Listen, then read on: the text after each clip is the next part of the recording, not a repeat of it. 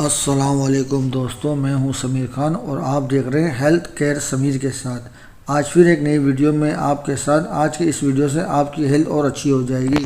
तो चलिए शुरू करते हैं। अस्सलाम वालेकुम दोस्तों, आज की वीडियो में हम बताएंगे खाने के बाद फ़ौरन इन 5 चीज़ों से परहेज़ कीजिए। तो दोस्तों, ये 5 चीज़ें ऐसी हैं जिनको खाने के बाद इस्तेमाल करना इंतहाई ख़तरनाक साबित हो सकता है। नंबर 1 पे है सिगरेट नोशी। नंबर 2 पे है चाय और कॉफ़ी।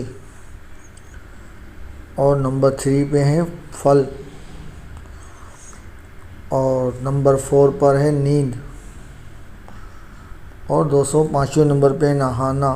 ये 5 चीज़ें जो इंतहाई ख़तरनाक साबित हो सकती है, इससे हमको परहेज़ करना चाहिए। दोस्तों, उम्मीद है आपको हमारी वीडियो पसंद आई होगी। ऐसी मालूमाती वीडियो के लिए हमारे चैनल को लाइक करें, हमारे चैनल को सब्सक्राइब करें और दोस्तों को शेयर करें। मिलते हैं नेक्स्ट वीडियो में। अल्लाह हाफिज़।